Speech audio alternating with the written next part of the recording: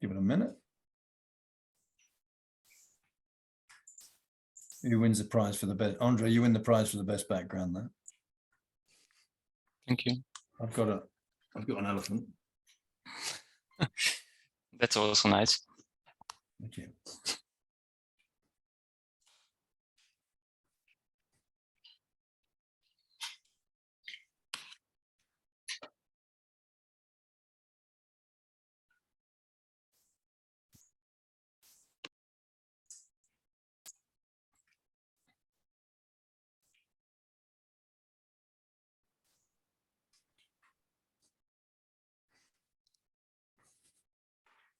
Sam, may I ask you whether you received Balint Szaniszlo's video message?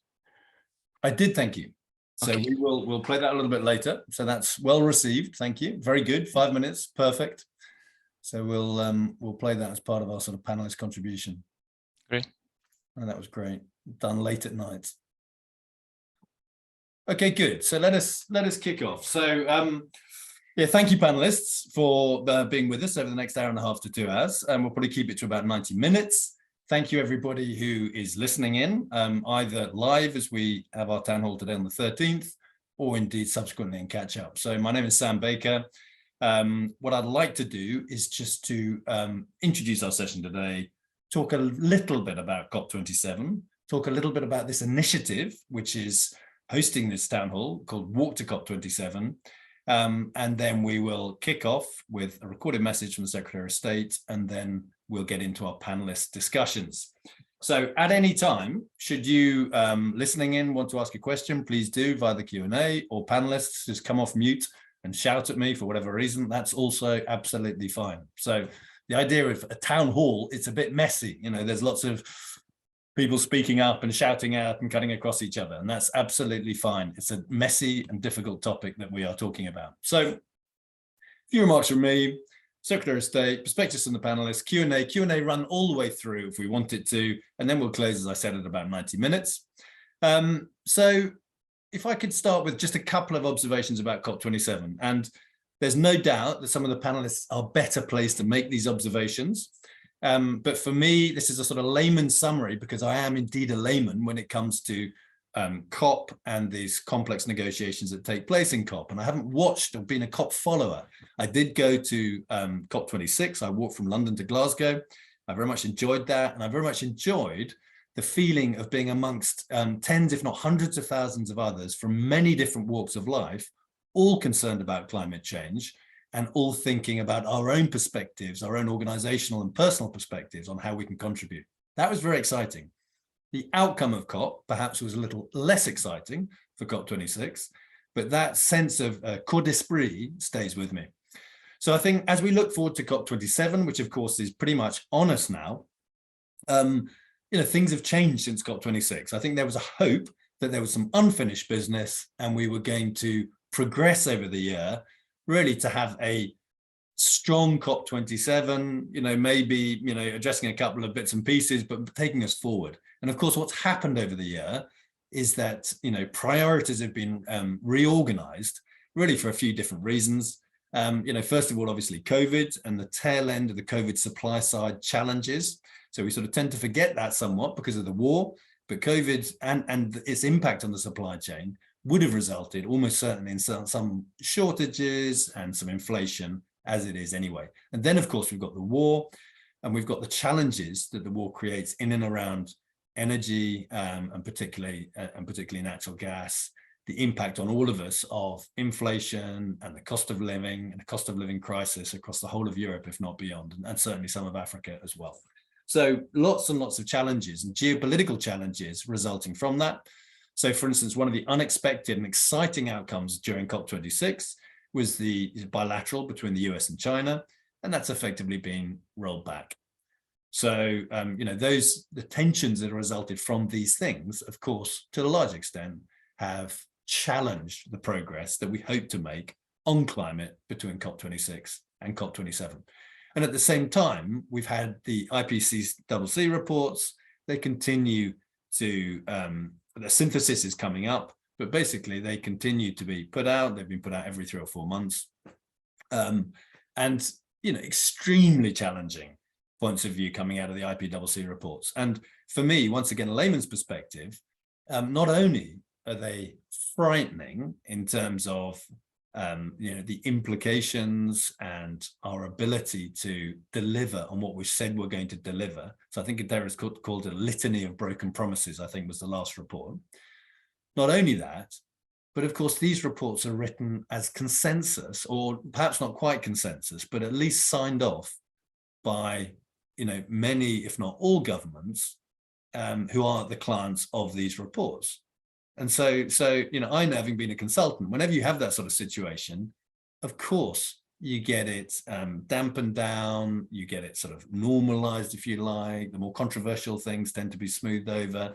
And so if we think how damning those reports are, and yet they've gone through that process, that's particularly scary. So anyway, we have the COP27 coming. We must keep hope alive. And really, there's sort of two ways it's being billed at the moment. It's the African COP, obviously it's in Egypt, but it's also got a big view into the African continent, thinking about the challenges and thinking about how those challenges can be addressed, whether that's resilience or indeed the transition or the energy transition. And the second, it's been talked about as a focus on implementation. And I think that's extremely optimistic, given how much there's still on the table about trying to ensure that we organize in the right way to address the big challenges. So there are various different ways of categorizing what's happening, and it's very simplistic. But from my perspective, one of the first things is obviously continued pushing on mitigation. So we hoped that COP26 was going to deliver a series of nationally defined contributions, so plans to reduce emissions on a national basis to meet the Paris Agreement of 2 degrees, or hopefully even down to 1.5 degrees above pre-industrial levels of average planetary temperature. And now, as we all know, that got overshot, and it looks like it's more like 2.4 degrees. I think that's the lowest estimate I've seen. The implication of what was put on the table at COP26 are a long way away from the 1.5 in the Paris Agreement. And so we very much hope that people will come to COP27 with a renewed set of NDCs. Somebody in one of the previous town halls pointed out, and I think they were quoting Greta's recent, she had a very good interview in The Guardian here in the UK. But of course, the Paris Agreement itself has become a sort of aspirational totem pole for us. But of course, it's not really. 1.5 degrees itself is still massively distressing over and above where we are at the moment. So, I mean, distress is being felt now. 1.5 is much further along than we are at the moment. More distress will be felt. So she made that very good point. So we tend to see Paris Agreement as, the ultimate. Of course, it isn't really and shouldn't be seen as such.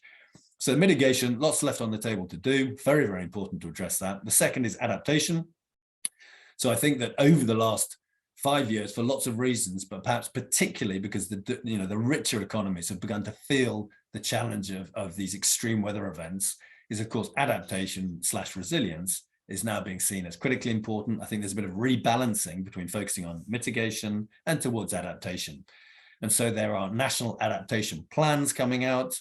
There's a whole work around the sort of the concept and the framework of adaptation. So we are actually a race to resilience partner, which sits under the Climate Champions, which sits under the UNFCCC, and they've done good work at trying to think and crystallize the sort of framework and the thinking around how you present resilience and adaptation. It is not as simple and it's not as mature as the concept of emissions reduction and a unit of CO2 or greenhouse gas equivalent. So we've got the adaptation plans. Obviously, there's massive concern from the IPCC report telling us that adaptation has to be moved up the table. And obviously, this conversation around adaptation quickly comes to financing. So how are we going to finance these very significant investments in infrastructure, but also in human capital to make sure we're resilient and what events we expect? So the next piece is finance. So as we know, there was a promise to do 100 billion for the richer economies to the poorer economies. And that was made in, I don't know, was it 2009, 2013, a long time ago, and it still hasn't been met. And so that's back on the table, to stiffen people's resolve, to get that number up, to get that annual transfer of 100 billion to help finance adaptation, but also the transition. There's a lot of talk about private financing and something called GFANS in Glasgow. And that has been appears to have been reasonably useful in some of the big project announcements that the Egyptians have made over the last 6 months. But obviously much more needs to be done. And one of the key challenges there is them saying, we've got the finance, we don't have the projects. And we can't have that as a situation. It needs a contribution from finance to step forward and help create those projects as well. We're expecting to see more done at a national level to bake in financing international budgets, talk about carbon markets as well, which we all know exist in many different forms in many different countries, and they need some sort of alignment and cohesion. And then the fourth thing, loss and damage. So this has been aired in and out of many COPs, as I understand. It was certainly on the table at Glasgow. 2 countries, including Scotland, put forward a small amount of sort of illustrative money towards a loss and damage fund. But this has to be taken out and looked at in detail, given the huge challenges that some countries are facing and their inability to pay for the damage that they're suffering but haven't caused, with Pakistan being a case in point. And then just the final other point was, there'll be many, many other dimensions and things and agreements coming out of just as there was in Glasgow. And there were some pretty exciting things in Glasgow, which happened outside, the Glasgow Climate Pact, which was around methane, which is around deforestation and reforestation. So we very much hope those will get pulled out and progress will be made towards implementation and on from just agreements and talk. So I think the key point here is, it's important. It's an important time in the calendar. It's a critically important time for climate change. It can be seen as something which is very technical, which it's not something for everybody.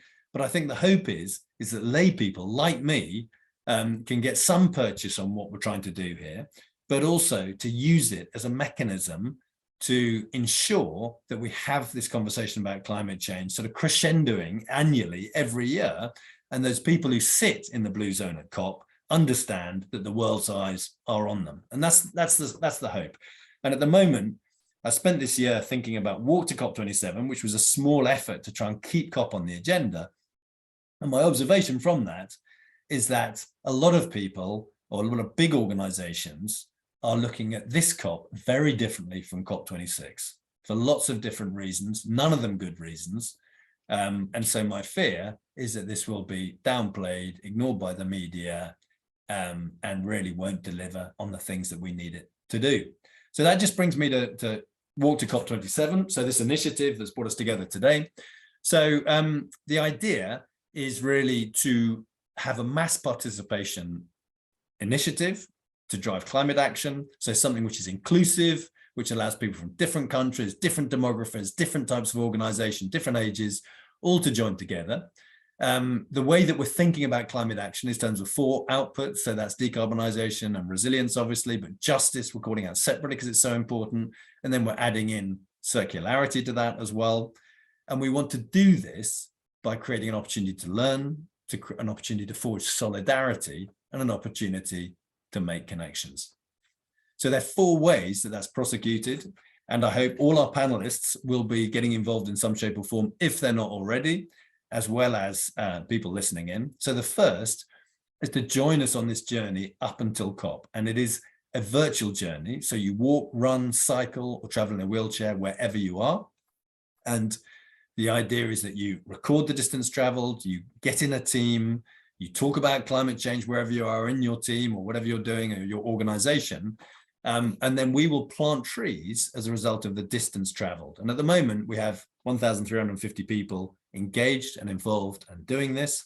And I very much hope they feel and recognize, and I know many of them do, that this is all around climate change and it's not just clocking up miles and trying to beat your neighbor. There's a little bit of that, but we want it to be a climate initiative. So that's one thing.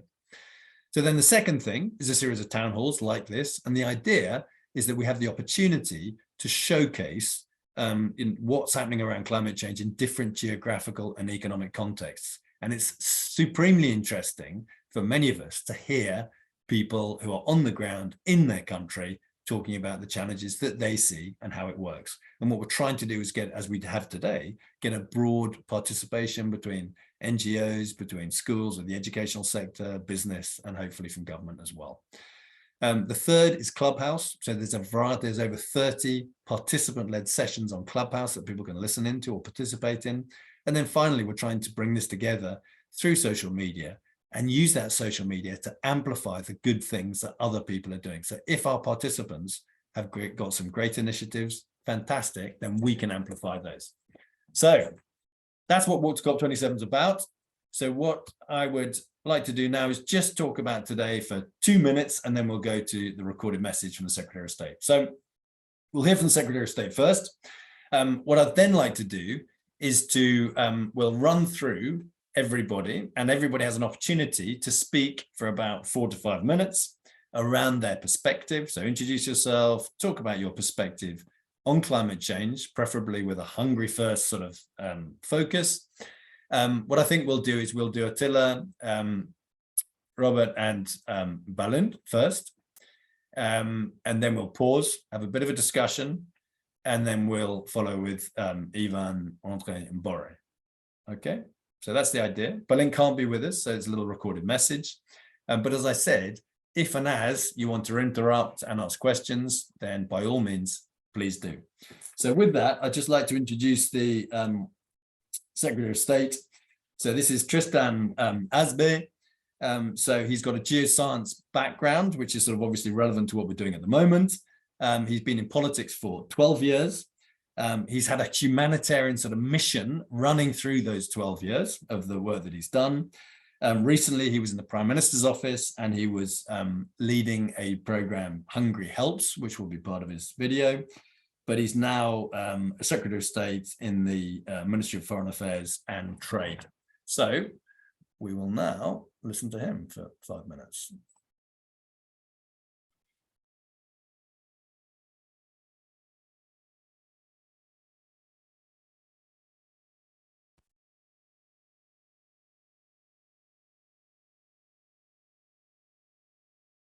Dear ladies and gentlemen, thank you for inviting me to your virtual event. Our world is changing in an unprecedented pace. Many experts focus on the root cause of the challenges we face. Climate change is studied as a global and local phenomenon. The phenomenon of global warming resulting locally in extreme weather patterns. These signs can also be experienced in Hungary with the increasing unevenness of the rainfall distribution and the devastating extreme droughts we experienced this year. Other experts survey the consequences. Consequences like the fact that the natural environment that we knew will probably only be visible to our grandchildren on the pages of picture books. With the fact that while in one part of the world the floods are becoming more and more severe, in other parts the water bodies are drying up and desertification is threatening. The social consequences also deserve attention. Natural resources depleting because of climate change, coupled with poor management and negligence, are not enough to maintain our growing populations. Although climate change is not the sole reason for conflicts, it adds to the problem, as it further fuels armed conflicts, ethnic, political and religious tensions. In Hungary, instead of the increasingly dogmatic and fanatical self-serving green movements, we build our sustainability policy on the conservative Christian values, on the idea that the human being is at the center of creation, but humanity has the responsibility to manage trustworthily the created world and preserve its diversity and resources. A long-term solution to the complex challenges we face can only be found by making development sustainable, creating an economy based on balance and solidarity, strengthening the foundations of social stability and increasing the protection of the environment and climate. That is why we have taken measures in Hungary to adapt to the local effects of climate change and contribute to its global mitigation. In recent decades, Hungary has been able to reduce its CO2 emissions by 20% in the recent decades. Some of the few examples of Hungary's contribution to our climate change mitigation efforts are the government's tree planting program or our effort for solar energy development. The solar energy program was so successful that our share of solar power plants in electricity production is the highest in the European Union at 11%. We, at the State Secretariat of the Hungarian Ministry of Foreign Affairs responsible for the Hungary Helps program, conduct international humanitarian and rehabilitation activities that express Hungarian solidarity and also the fulfillment of the Sustainable Development Goals defined by the United Nations Agenda 2030. During every request for support we receive, we evaluate the long-term viability and sustainability of the project to be implemented. In other words, the programs implemented with Hungarian support should be able to operate sustainably from an environmental and economic point of view for as long as possible, even after the supported project cycle. We use traditional, strong Hungarian expertise in many sustainable agricultural and water management projects. In addition to the fact that Hungarian humanitarian aid follows international principles, it prioritizes the principle of local aid. The assessment of humanitarian needs are carried out directly on the ground with the direct involvement of the communities. Thus, in addition to global aspects, local involvement and humanitarian action are also directly implemented. We prioritize cooperation with local entities and faith-based organizations as they serve the most vulnerable communities and peaceful coexistence with great responsibility. One of our regional focuses is to cooperate with communities in the sub-Saharan region. We are mitigating the effects of the sudden expansion of the so-called Sahel region and the desertification of vast areas of agricultural land. Some of our projects include a contribution to the Pan-African Great Green Wall project, which international initiative is created to stop desertification in the world's poorest countries in the Sahel region. It aims to enable local communities to remain in their homeland by improving living conditions. By joining the international initiative, Hungary supports sustainable animal farming practices. In the rural northern region of Ghana, we also help the development of local women's agricultural businesses. The need for such efforts lies in that the drastic effects of environmental change do not only destroy the natural environments but also possess challenges on vulnerable rural communities in terms of creating livelihood. Similarly, in Benin, Hungary supports training programs for women in sustainable household and waste management practices. Furthermore, Hungary supports sustainable water management and agricultural projects, for example in Ethiopia, Uganda, Egypt, Nigeria, Madagascar. And also we support renewable energy, for example, solar panel installation projects in the Democratic Republic of Congo or Senegal. We believe that by working together, following the policy of common sense and human solidarity, we can make the change. We can contribute to reducing effects of climate change and contribute to more resilient communities, societies, and to all of humanity. Because Hungary helps. Thank you for your attention. Okay. Thank you for that. Interesting sort of external focus, I guess, on that. I did hear the reference to fanatical green movements. That was interesting. So let us go into our discussion then. So if we could have Attila, you talk, yeah, and then Fidrich, and then we'll play the little video from Balint, and then we'll have a bit of a discussion, and then we'll take the other three. And Attila, you might want to touch on that report that you sent. Some very interesting statistics in there for Hungary, comparative statistics. But anyway, Attila, over to you. Thank you, Sam. Thank you for the invitation for today. I come from a business background and a business consultant perspective. I'm working with sustainability, corporate sustainability and ESG, environmental, social, and governance transformations every day. But at the same time, I like to walk. So I did my walk today. I took a picture, walked 5 kilometers from my office back home, just right before the call.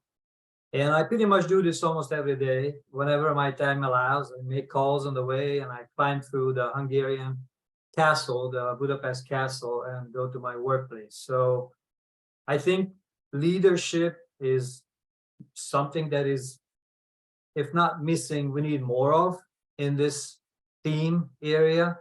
And I think individual leadership and individual example is important. I'm building a team around me that is working with corporate clients, and I'd like them to join sort of individual actions, not just corporate actions. Both matters. Now, working in this area, one realizes, just like you listed all these trouble spots in the world, including the war, including inflation and other pressures, that sustainability for companies is beginning to take a bit of a backseat. That's not good news. I looked at recent research from Kaplan Research, and it was basically stating that customers or consumers who would do something about climate change and care about the environment, their numbers are globally sliding from 22% to 18% by now. So we're losing the buyers, the customers on that end. I'm sure that impacts companies' thinking. It's still a huge market. It's like $376 billion market. So it's not something small, but unfortunately the trends are not good right now. So we need to keep going and need to keep pushing. From a Hungarian perspective, I think the state secretary touched upon it. What is, I think, is most important, that we switch to renewable energy sources faster than we have. That 11% solar sounded good, but if you look at renewable overall, we're in the middle of the table in Europe, and globally, we're not in a leadership position, which I think we should be. Hungary is 9.5 million people. You can picture it almost like it's a city-state. We're small.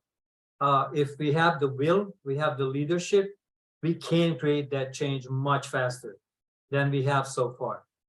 And I think the companies that I'm working with really want that to happen. They're looking for sourcing more green power, more green electricity, more renewable energy, either on their own, so they are setting up their own little plants, or trying to do better in purchasing.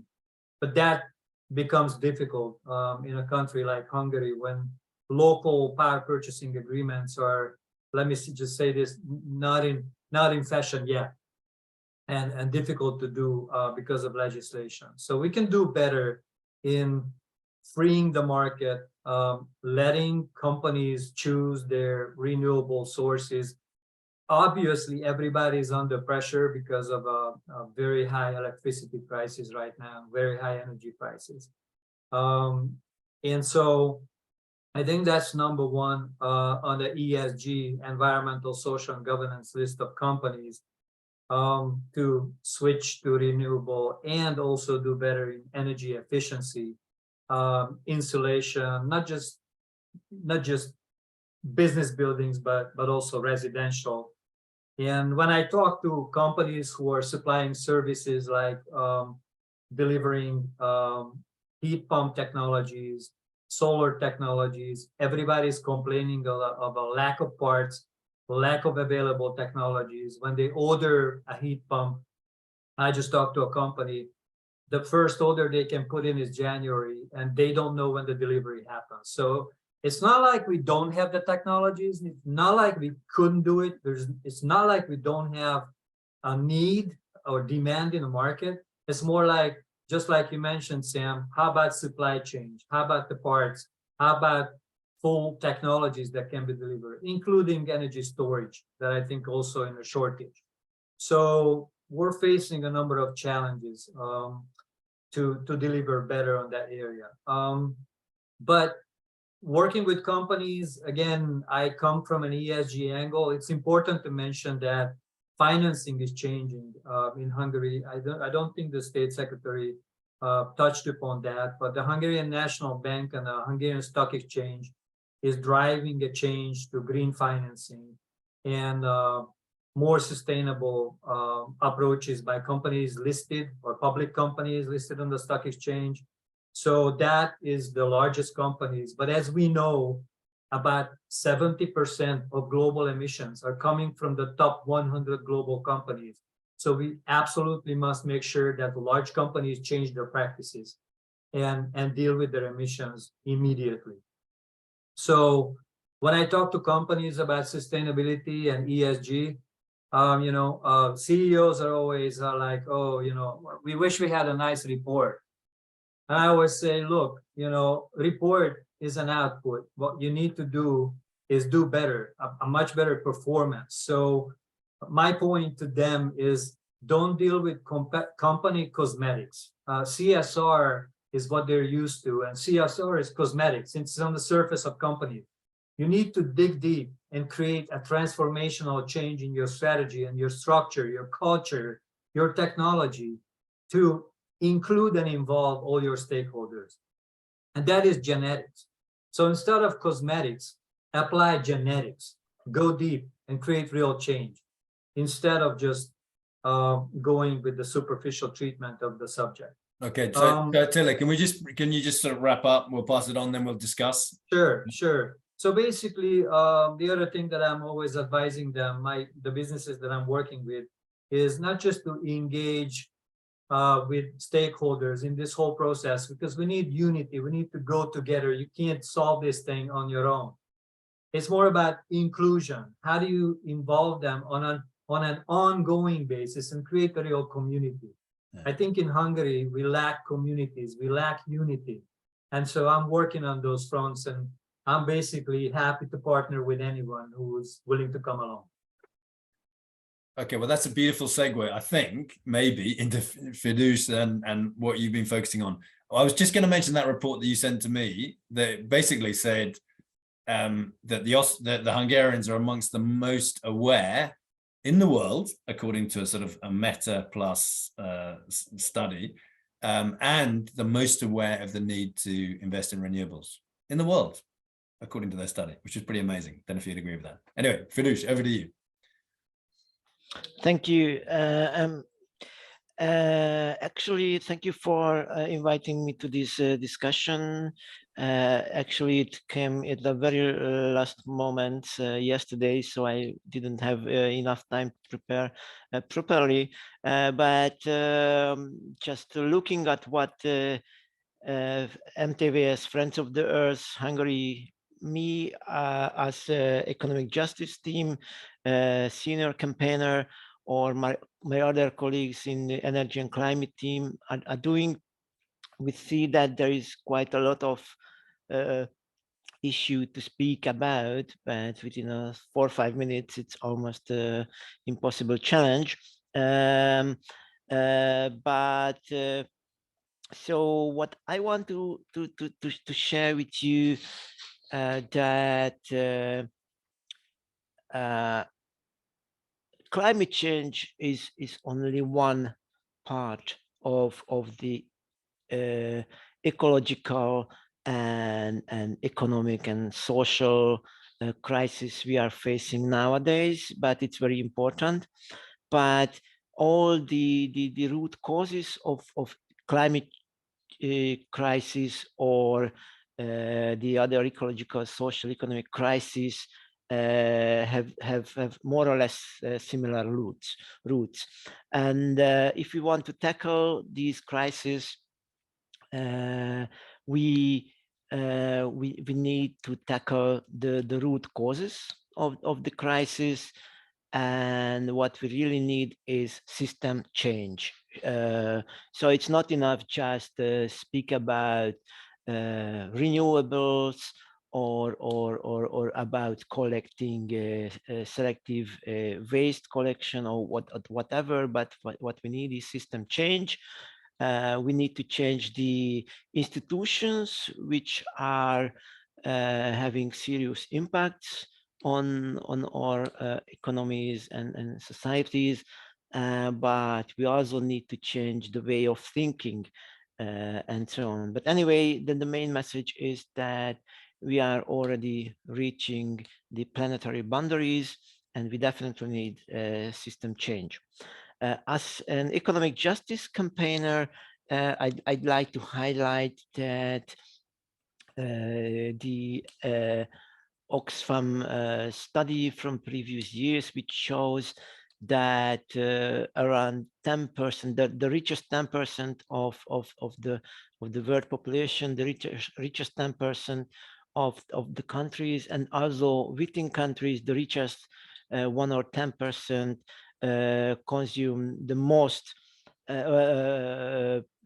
emit or responsible from the most greenhouse gas emission.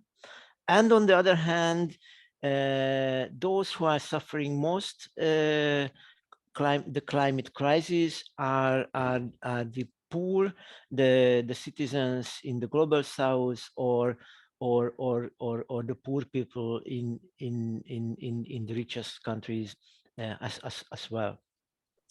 And from my economic justice areas, what I can see is many of the issues I am myself working on have some link to the climate crisis.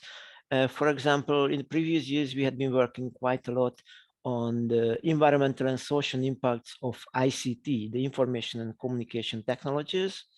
And we have noticed that the production of ICT devices and the production or the mining of the resources needed for the various parts of ICT devices altogether, on one hand, is responsible from quite serious ecological impacts, negative impacts, and on the other hand, the so-called digital industry, together with the cloud we are using now, actually, is nowadays responsible for around 4% of the total greenhouse gases, and it's increasing very fast.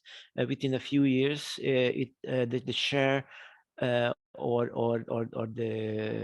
the carbon footprint of the ICT and the digital sector will double.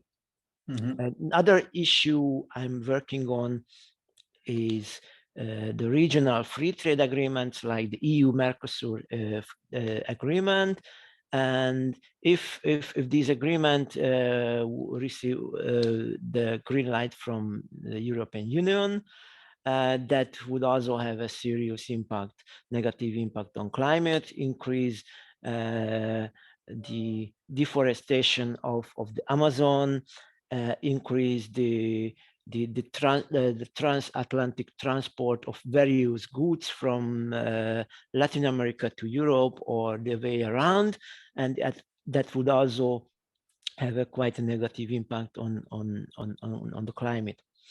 And I could also continue, like recently with the Central Eastern European Bankwatch colleagues, we are working on export credit agencies. These are kind of secret public actors financed by government, and they are funding lots of fossil fuel projects, and we need to fight against it. Most recently, the Hungarian Exim Bank approved their environmental policy, and from the previous year, January 2021, they are no longer financing coal project. However, they are not saying no to gas and oil projects yet, and on global level, at the latest COP27 in Glasgow, 39 government signed a declaration that they are going to phase out financing fossil fuels. We hope that Hungary will also join to this group later. So, can we just wrap up and land on? Yeah, yep. And as solutions, 2 years ago, after the COVID crisis started, we created some policy recommendation projects, which we call life-affirming economies and societies. And that package includes a kind of renewed version of our more than decade old climate bill proposal, which is now we call energy saving incentive system or energy security proposal. You can read about this proposal in our life affirming economies and societies policy paper. I will copy the URL in the chat. Good. Okay, fantastic. Thank you. So I think even you touched on ICT, various other things. So maybe Endre, we go to you next, actually. Yeah. And then let's have a bit of a discussion, and then we'll play the video for balance, and then we'll go to Bori and Ivan. Yeah. But I think we'll come back to Fidrich. Obviously, we'll come back to this in discussion, but I think that the system change point, it's been an undercurrent of conversation, obviously, through all the town halls where, do you work with the system, inside the system? How much do you need to change the system? Would you change the system completely? And I think we just need to come back, definitely to come back to that and many other things, but come back to that to begin to think how we, what is it, if we do believe in a system change, then, what do we reach for and how do we move to the next stage? How do we actually do something around that, if indeed that's what we think is needed? So, Endre, can we hear from you, please? Yeah, thank you. If you let me popping up a question that I've been thinking of since a while. So, what does it take to overcome a challenge? To be able to do it and to be willing to do it, right? Is humanity able to overcome human-induced climate change? As far as we know, yes. Are we willing to do that, to do what we need to do? Well, that's the point. That is the reason why we are here now, right? So, okay, my name is Endre Csordás, and I'm from Goodall Institute, Hungary. It's a great pleasure to be here. To me, and a bit introduction about me. So I'm a voluntary project manager of Roots and Shoots Hungary. Roots and Shoots is a program that was funded by Dr. Jane Goodall in 1991 with the goal of bringing together youth from preschool to university age to work on environmental, social, humanitarian issues. It operates in over 60 countries with over 1,700 groups. Hungary joined the program in 2015 with the first groups. This year, in 2022, we started a dedicated central team to boost up this movement. And I joined this program as the project manager. Otherwise, I'm an economist and an environmental activist since childhood. I'm a father of two, so I'm also interested in the future because of my children's. So as an economist, I've been always thinking about how to overcome global environmental issues. And again, like an economist, I used to thinking of top-down solutions. But the more I think of it, I found that one key point is to change the mindset of the people, which is a totally bottom-up solution. So, and this can be done most effectively in the childhood. So then I find this Jane Goodall's Roots and Shoots program, and I think this is one of the programs that may be able to turn ability into action. So back to the popping question. So why don't we do things that we are able to do? There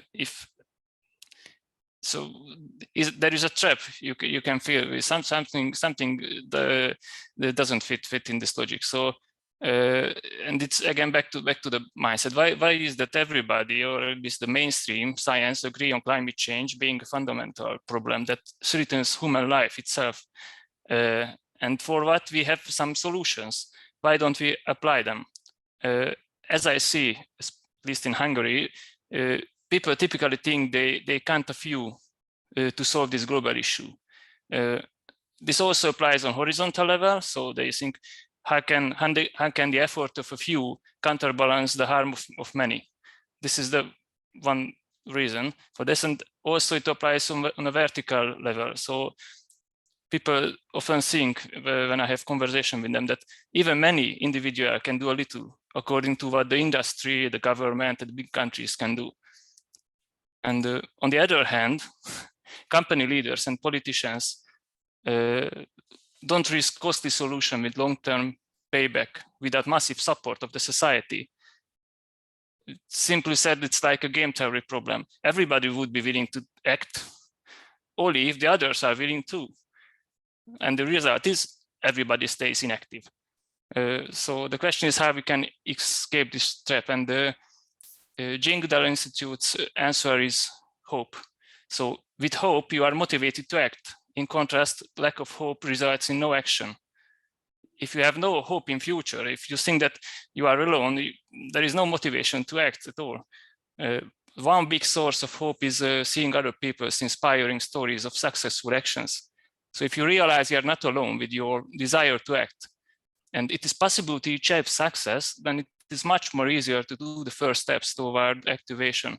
And if you then share your story and call others to join you, and then it creates a positive motivational spiral.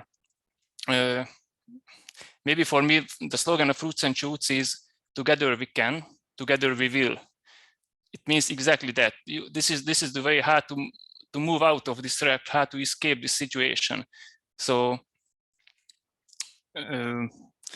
yeah, I think I used my 5 minutes, but of course I can speak as long as you allow me. But I think just to keep the schedule, we can move now and go back to the points that are most interesting. Thanks. Okay, very, very good. And I think it's massive respect to you for finding a job that actually looks to deliver upon your, belief, your intellectual rationale for doing something. So few of us have managed to align those things. Okay, so if we can have a quick discussion then amongst the three of you who have just spoken. So just give us a sense. So for the international audience, just give us a sense though of this thing about you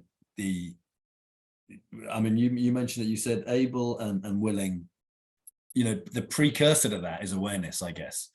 Yeah, I mentioned this report, Attila, that you sent me that said there was high levels of awareness in Hungary. So just give us a sense of what's happening in Hungary in terms of conversations. Is it center of conversation? Is it filling the is it all over the media? Is climate change a pressing and urgent problem or not? And we've, by the way, in the town halls that we've had, it's varied very significantly by geography and by panel. So just give us a sense of that. Who wants to go? Who's first? Go. Okay. So, okay, I think in Hungary, most of the individuals think they are too small to have major positive impact on climate change. Personally, and also the country itself, it's too small. So even if optimistic people think that as a country, we could already mitigate the effect of the climate change, but not influence it on a global level. But Endre, I just guess I'm trying to go one step back to say, okay, is it a topic of concern? Are children? Yeah, I think it is. Everybody knows about it. Okay. So which differs, by the way, significantly between countries. but okay. So, Fidrich, you had your hand up? Yeah, thank you. What I can see is that in the last few years, we witnessed several weather extremities. Especially this year, we had a serious drought, and more people, I think, realize that the climate crisis is happening and have an impact on Hungary as well.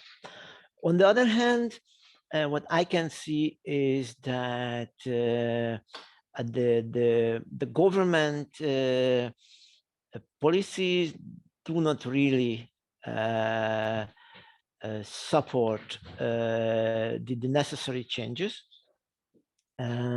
especially the almost last decade. One of the main policy of the government was to keep the energy bills of people very low, which actually conserve the energy, the fossil fuel energy dependence, especially gas dependence of Hungary.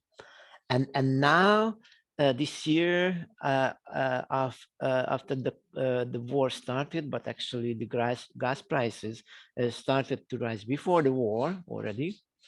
Very suddenly this summer, people realized that the energy prices will skyrocket in Hungary, and that has a tremendous impact. And on the other hand, that probably pushes quite a lot of people towards energy savings and renewable investments.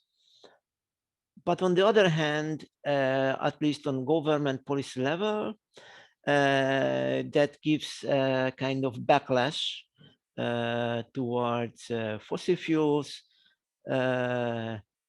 even coal and lignite projects, or shale gas, for example, projects.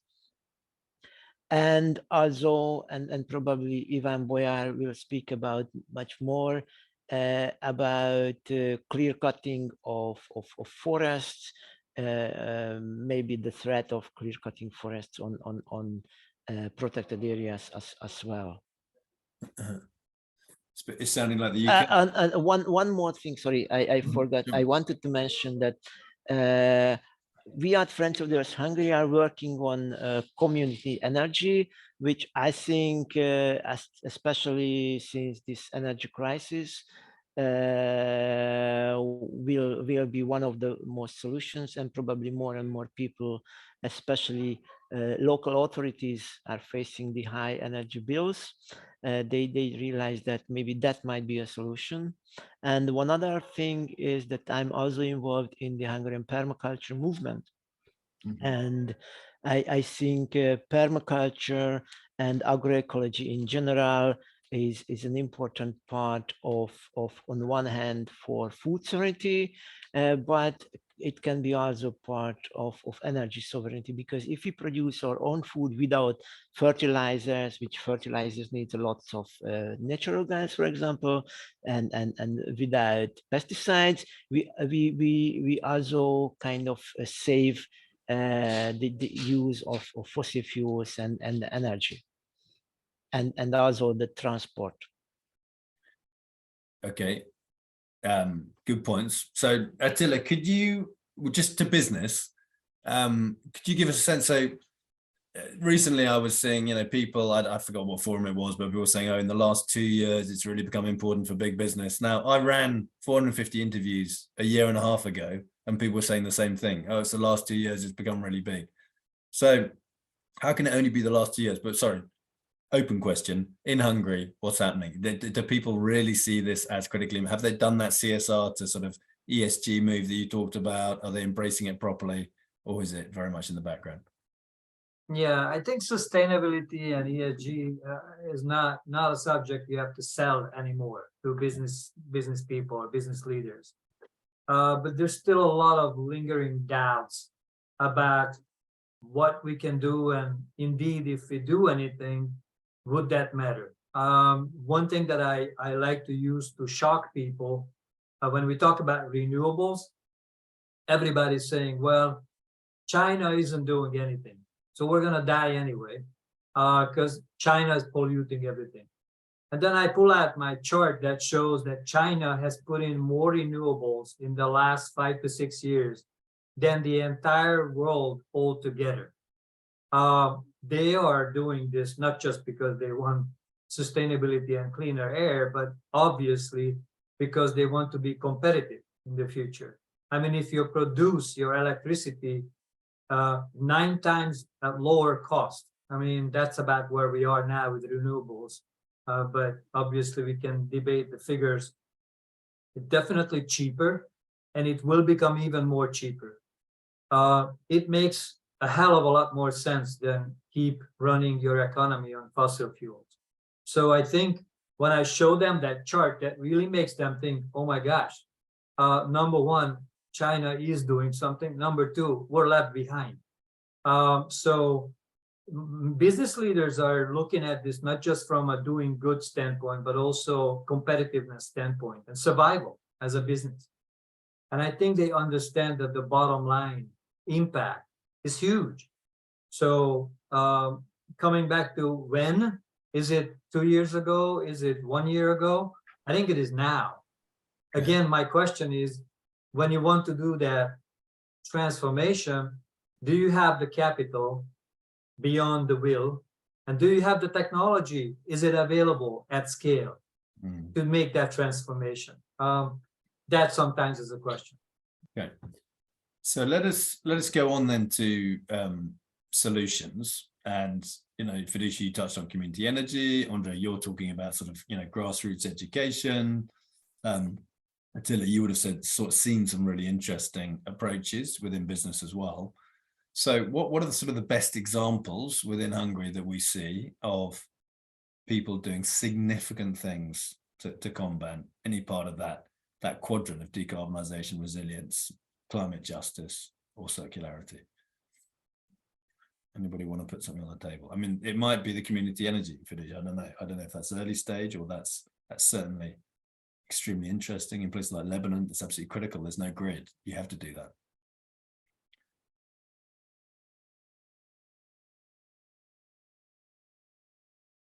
I mean, I can give you maybe a couple of examples. Obviously, a lot of the environmental impact is linked to land use, and Hungary is a very agriculture-centered country. So, you know, some of my clients are working in food production and how to change agriculture to a more sustainable, regenerative agriculture approach in the countryside. I can tell you that these projects are right now in a pilot phase, because farmers are also under pressure to perform and obviously make money. So there's a lot of education being involved, and right now we're at the stage of recruiting farmers for these sort of local programs, but it is happening. And change to a more like no-till agriculture and spreading the word about a different approach to water management in the land and sort of forest management and grass and animal culture. I think it is there. It's happening, but on a small scale yet. We need to scale this to a lot higher level, to a lot bigger chunks of land. That might take a couple more years to go. Okay, and let's move to Fidrich, but I think we're going to touch on that scaling point in a minute, Attila. So what? Okay, great. You know, people have got good examples. The question is, how do we make them massive and make the, you know, the transformation, you know, fuel the transformation, the transition we actually need? So Fidrich, sorry. Well, I have some few ideas. One of the first thing came to my mind is that in the last few years, one of the most popular activity was initiated by one of the founders of MTVSZ, Friends of the Earth Hungary, Iván Gyulai. He has been promoting deep mulch. So it's a soil covering method all around the country, and it's extremely popular. And even sometimes some of our neighbors say me that they have seen his video and they are looking for some straw bales and so on to do this.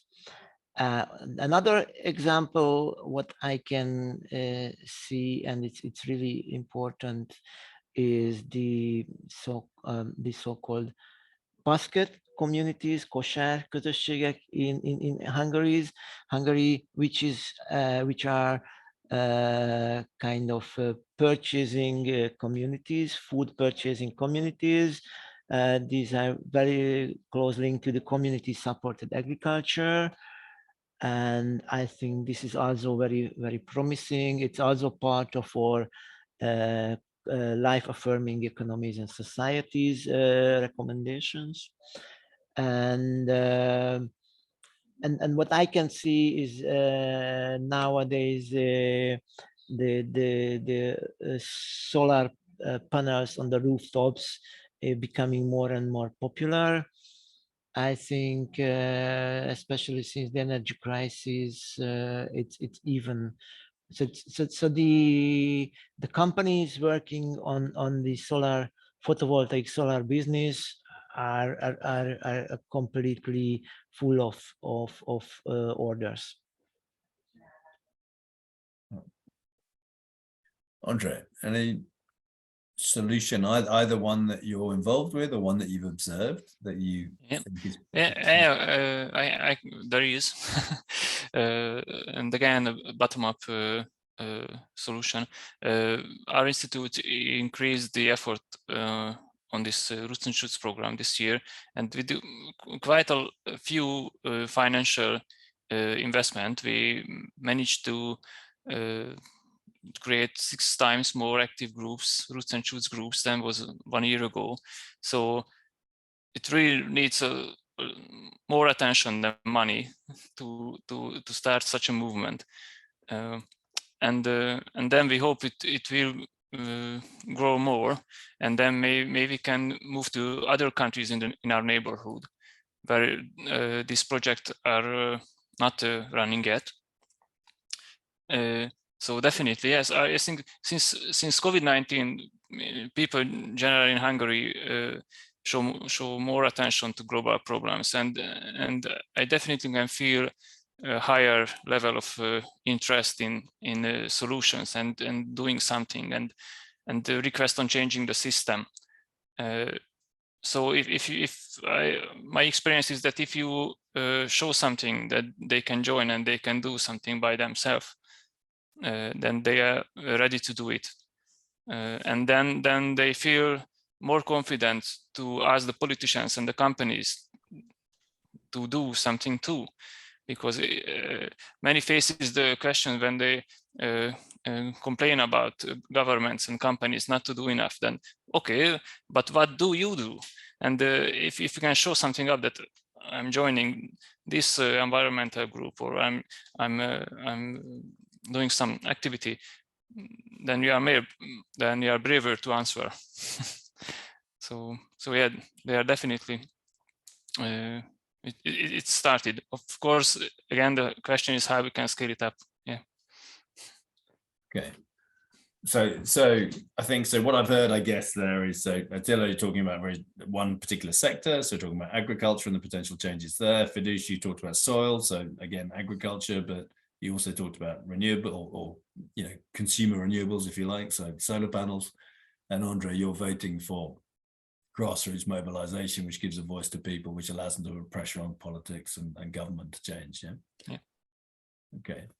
So given the fact that it sounds like Hungary, that the population is, understanding of and concerned about climate change, and we've got, sounds like, we've got some examples, and Attila, as you said, many of the solutions are there already. What in the very short term, we are going backwards globally anyway, against our emissions outputs. We're not nowhere in terms of thinking about adaptation and resilience. So what do we need to do at a sort of national level? So in Hungary, how do we massively scale any of these good ideas that we've got? What is required? Is it, and we're talking short or medium term. So yeah, the ambition might be to reorganize the system in the medium and longer term. But what can we do in the immediate term? Because we're supposed to be halving emissions, as we all know, by the end of this decade. It's gone up. In fact, not only has it gone up, but the coal burning component of that has gone up. So what do we do? How do we scale? Where do you put your money around scaling? So Attila, you talked about agriculture, and early stage, early days, but very interesting. And I think it's interesting for lots of reasons. But one reason is because of the sort of the ethos and the philosophy and all of those things that it involves. It brings people closer to nature, et cetera, et cetera. So, but what do we do to make it not just a small and interesting thing, but a very important, massive thing and a key part of the transformation? People may disagree with me, but I always look at climate change from 2 angles, especially when I talk to my clients. One is a threat.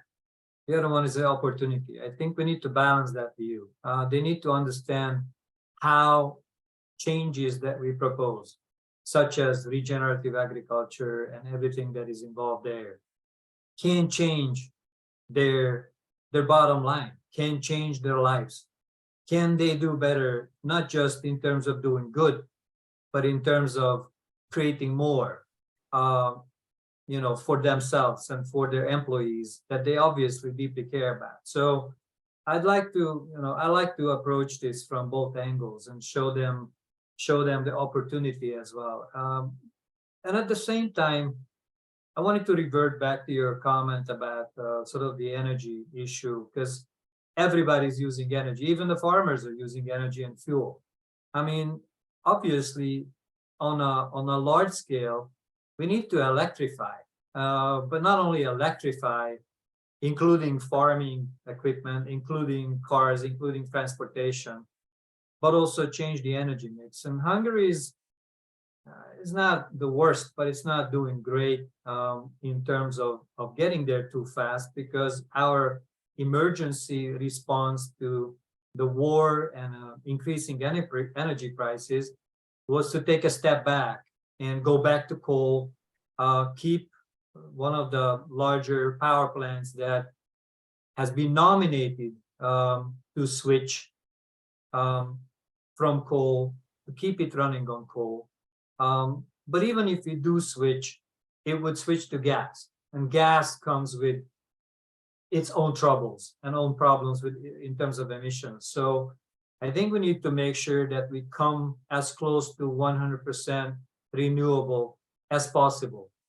And then again, it brings up the question of what do you regard as renewable. Right now, I think the European Union is getting a lot of heat for approving gas and nuclear as renewable. In terms of perception, that's questionable. In terms of politics, I'm not the one to debate that, but I think we need to move to true renewables, let's put it this way, the fastest we can. I always say with lightning speed. And because it's a small country, because it is a small population, I think given the will and the leadership, we could. Are we? I'm not so sure. Okay. And Fidrich, maybe, you know, yeah, anyway, maybe the, yeah, so Endre, we'll bring in Bori and then also Balint in a minute. If we'll just round off with our final question for the three of you, and then Bori, you're on, okay? Yeah.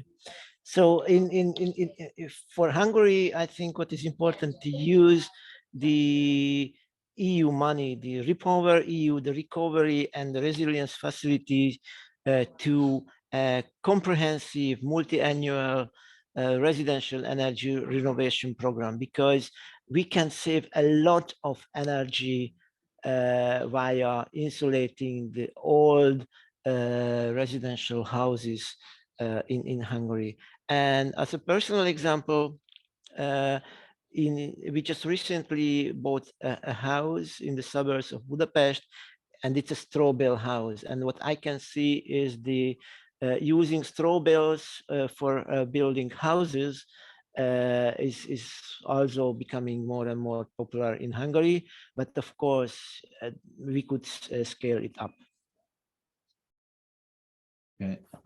And any thoughts on how what's required to scale that massively? Okay. My ambition with the Roots and Shoots program is to enter the education system. So recognize this as an official program for youth, environmental, social education, and that would scale it up quite a lot. Okay, that's a short answer. Okay, very good. So Bori, let's come to you when we'll play Balint on the video, and then we'll wrap up by just asking everybody what, you know, the magic one question. So what one single thing would you ask for, you know, to make a significant change to what we're doing? It might be the things you mentioned already, it might be something else. So Bori, please, over to you. Oh, Bori, we can't hear you. You've come off mute, but we can't hear you for some reason. Still can't hear you. You hear me now? We can hear you. Excellent. Okay, thank you. So my name is Bori, and I'm an educator, partly an educator at a school called Real School Budapest. and I'm also an environmental educator for the Roots and Shoots program at the Jane Goodall Institute. So I'd like to talk about the school a little bit, because I think it serves a lot of good examples, which don't necessarily cost money, but they do need support for example, governmental schools to be able to change their system. So this school is a project-based learning school. So we work with projects every 6, 8, 12 weeks. There's projects which the children can do. And the school is very much based on sustainable practices. So it's actually a school for sustainability. The projects are based on the Sustainable Development Goals. So whatever the project, we base it on a driving question. And basically, it's very much led by issues that we deal with at the moment. So whether social, environmental, etc. And the projects are real world based. And the important thing is, obviously, core skills are very important for the community, because it's just something that we need to educate the children about, and these are weaved into these projects. So the school deals with global education skills, global education issues, and I think I come back to the point that was mentioned by many speakers before, is that if children realize the importance of these issues, they realize already, because conversations, as you've been talking about this, are going on at home with families, either because they might not be, well, they're getting more and more affected by it, as we've seen this summer with the huge drought, or the sudden weather changes, or that, I'll just say a simple example, we go on a trip, wear loads of coats in the morning, and then a few hours later, everyone's sweating. So this brings along a bit of stress, anxiety, and there's a more bigger need to talk about these issues in schools, and there needs to be a time and place given for this. It's easier in the private sector, but in the government sector, it's very important that this is something that is allowed through the curriculum. Just a few words about climate change in general. So, for example, in the school, there's actually at the moment there's a working group that's been formed to deal with the energy crisis. So it means that the whole community, staff, parents, children, everyone's involved in trying to find solutions to problems. The nature-based learning approaches is key in the school. There's a school garden which is being created. Again, that's going to weave into the curriculum the importance of plant-based diet. The school has a plant-based cafeteria, so the children get snacks and lunches which are vegan. Again, this is a collaboration between many different groups of people. So these are just some of the examples that the school is doing to try and combat climate change, and to really bring up a generation of children who will pass these on through their families, through their friends. And it's really important that although it's private, there is a chance for the school is open to a wider need from the community. So there's different solutions that have been worked out. So different children from different communities can enter the school system. I can't hear you.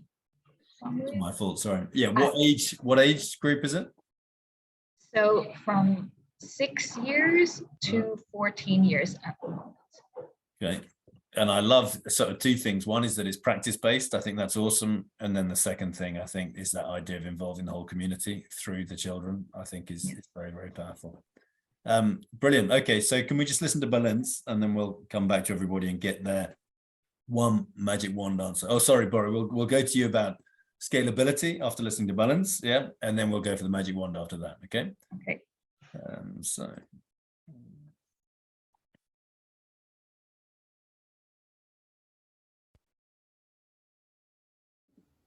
Good afternoon, everyone, and thank you for having me at the Hungarian panel of Walk2COP27. even if it's only through a video message. I'm Balint Szaniszlo, and as head of Erste Bank Hungary Sustainability Office, I'm responsible for the green transition of the bank. Also, as father of a 4-year-old girl, I'm responsible for leaving her a livable planet. Climate change is already showing itself in several forms in Hungary. To mention just a few, I would highlight more frequent and intense heat waves that cause increase of mortality rates, or other health issues such as the fact that an African tick species can now overwinter at us, or the fact that Asian mosquitoes have newly appeared, both bringing unprecedented exotic diseases. Flash floods endanger urban infrastructure, and in certain areas, even the quality of drinking water. We have extreme storms. Agriculture is suffering from unseen droughts, as well as higher frost damages due to the shifting vegetation period. My daughter hasn't ridden a sleigh yet in her life, as proper snow has practically disappeared. So, how to tackle these issues? From the financial institutions' viewpoint, here in Hungary, the National Bank took the initiative and started to lead the green transition for banks, with subsidized green products, green recommendation, and evaluating every bank on their green readiness. So one part of the solution is in the regulator's hand, and there's still a lot more that could be done in that regard. On the other hand, banks can go ahead and do more than the bare minimum what's strictly required from them. I'm very lucky because at Erste we have an extremely strong green community called Erste Green, with hundreds of colleagues, organizing activities like plogging, where even our CEO joins the jogging while picking up litter, or planting trees, or participating on the Pet Cup, where, together with the other teams, they cleaned the river Tisza from 7 tons of waste. Fortunately, in addition to the active green community, sustainability has the board's full support as well, both here in Hungary and on banking group level. We are members of the Net Zero Banking Alliance, meaning we are committed to align our lending and investment portfolios with net zero emissions by 2050. But the thing with 2050 is that it's close from a climate change perspective, but it's far away when somebody wants to make pledges, and anyone can make promises for that faraway date. That's why the Net Zero Banking Alliance requires setting intermediate targets for 2030 or sooner, using robust science-based guidelines, and that's why Erste has a decarbonization path, adding accountability to the pledge. And I think that the main contribution of banks is there, via their financing activities, to become net zero in the foreseeable future with their finance portfolio, but also to finance green investments, thus helping the green transition. Of course, to promote the green transition, it doesn't hurt if the promoter itself is green in its own operation. That's why Erste Bank Hungary decreased its own operational emissions by 70% in the last 5 years, and will offset any remaining emissions from next year, not just here in Hungary, but on group level. But back to the financing. Now, working on a carbon-neutral portfolio or actively looking for green investments is a voluntary commitment without any immediate rewards.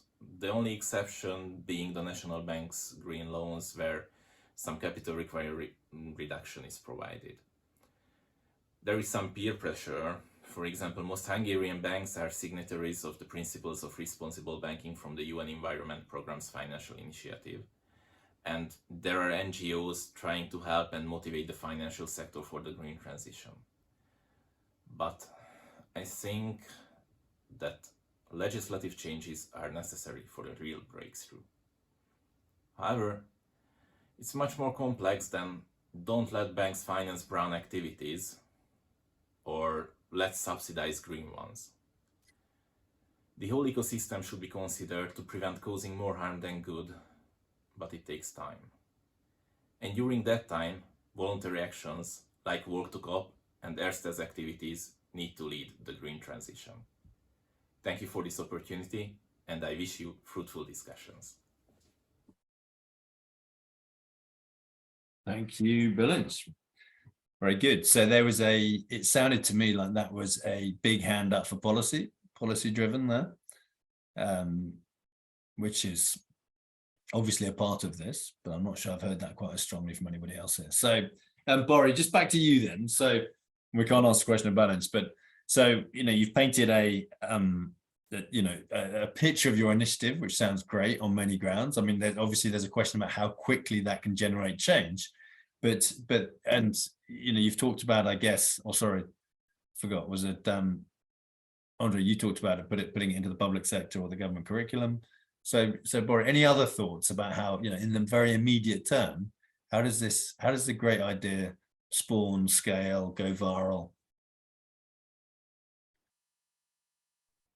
I think partly by really making sure that each and every action, which is kind of the same thing the Roots and Shoots movement is doing, is connected to a topic that's a live topic. So, and it is happening because whatever project we have, at the end product makes the change.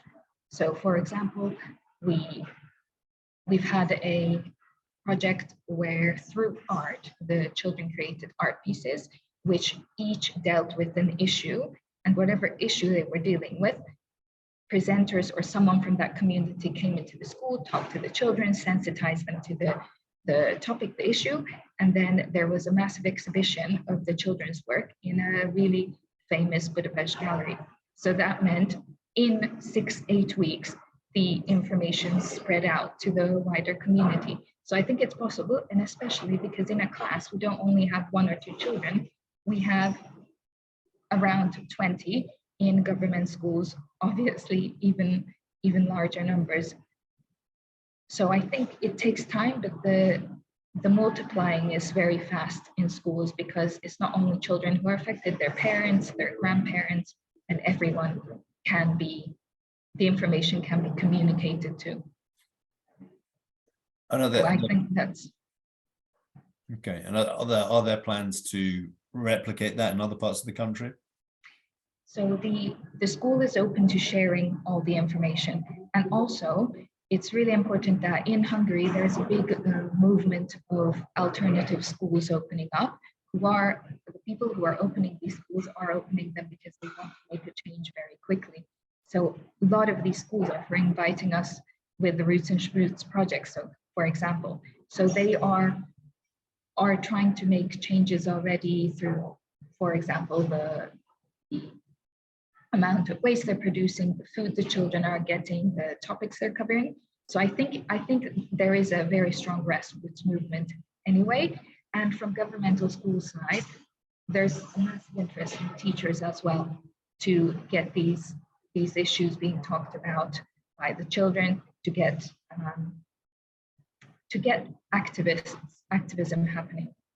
So I think it's there. It's just maybe not out on social media. It's maybe not in the news as much as it should be. Okay. Message of great hope. It's nice. And we need to hear those. Okay. So Fidrich had to leave, but he's given me his answers to the magic wand question, right? So just to reiterate, so I'll go Attila, Endre, and then Bori, last word from you. So magic wand is we're thinking, so we've heard about, the level of awareness, we've heard lots of good solutions and thoughts. I must admit, on balance, I think it's been pretty positive. I mean, Attila, you've made the point that, the entire energy system has got to change. So you could argue that's obviously a very, very big challenge, which all countries face. But in general, it's been very positive. But I'd like to hear that sort of conclusion from you, which is where, what single thing? Is it top down, bottom up? Is it education? Is it, driving a change in a particular sector like agriculture? Is it consumer-based renewables, etc.? So what, excuse me, what Fidrich said, his first one was energy saving incentive system, energy security proposal, and this is, excuse me one moment.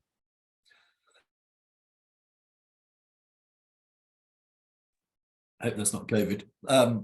So the first one is all about, incentives for energy saving. Top down. The second is a comprehensive multi-annual residential energy renovation program. So that sounds top down to me as well, particularly if we're going to do that in a just way. So there's got to be subsidies, there's got to be subsidization. And the third is to spread permaculture, which I guess could be done in a variety of different ways and means. So those are his sort of the magic wand programs, I guess, that he would point to for Hungary. Okay, so Attila, what's on your list? That sounds like more than one, by the way, from Fidrich, but anyway. The top of my wish list would be COP27 to agree on a fossil fuel non-proliferation treaty, and Hungary being the first signatory. And what do you okay, and do you think then that would then translate into action? Because I mean, you know, there are a lot of promises, targets. You know, Balint's talked about the 2050. You know, we hear 2050 now, and it just sort of feels, you know, it's just too far away. So sure, no, I don't. I mean, I don't want to get into a discussion of the international legal system. I think we're experiencing some challenges there, but I hope that if you have an international treaty that is, you know, signed by countries and then adopted by country parliaments, I hope that would, you know, bring about some broad change and enforcement eventually. I just think that if that doesn't happen, then we probably will be in trouble. Okay, fingers crossed. Endre. Okay, if I could use the magic wand for one time, I would use it for changing the mindset. I think everything starts from our mind that moves us, and we move the society. So find and share hope. Everybody who's listened to this, even now, don't wait for other people, to the government. Don't wait for companies and big countries to act first. So we should realize that social and environmental issues are connected, and realize that humans are behind governments and humans are behind companies. So it's all about us. Yeah, and I found it, you know, my many years in business, it's very interesting where people feel, you know, they have two different hats or many different hats, and, you know, oh, I've got my work hat on, so I'm going to think about this, or, you know, taking it off, and I've got my school governor hat on, take it off and put it on something. You really want people, as you said, you've got a human being, single human being under each of those hats, and that's what we've got to reach. Thank you. Okay, Bori, last word. Oh, I can't say it in one word. No, sorry. Okay, the last thought, or series. Yes.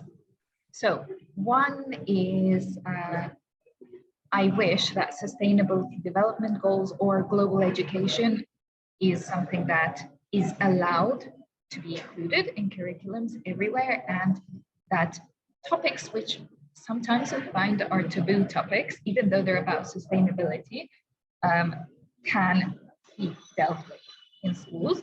And I think the other most important thing from the children's side is empowerment. So for children to feel that whatever they think, whatever they feel, it's being listened to. Because I think it's even with anyone, if people feel they're being listened to, they're much more prone to act, and they have hope, as Endre was mentioning before. Okay, very clear. And just to that, I think it was in our Austrian town hall where there was a feeling actually that the opportunity for youth to voice, you know, either formally through sort of youth representatives or the young COP, you know, the COI, I think it's called, and various other, you know, reasonably formal mechanisms. There was quite a lot of opportunities for youth to get involved in politics, in and around sustainability and climate. Do you sense that in Hungary?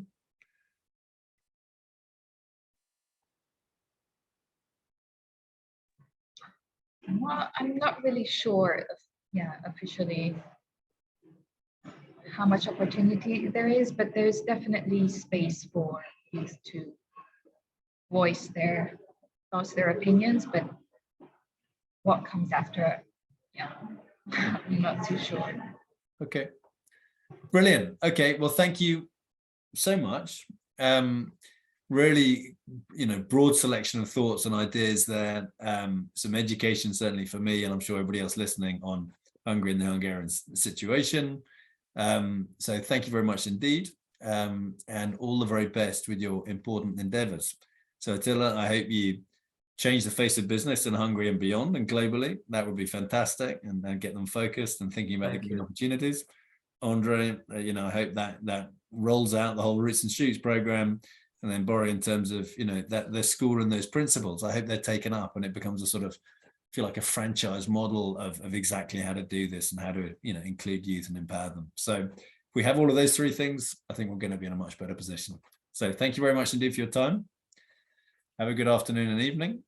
And Attila, I look forward to seeing those steps on our step counter. And Endre and Bori, I'm sure you're going to join. I've already joined. Good man. Thank you. Thank you. Thank you. Thank you, Sam. inviting. Keep walking. Keep walking. Thank you so much. Thank you.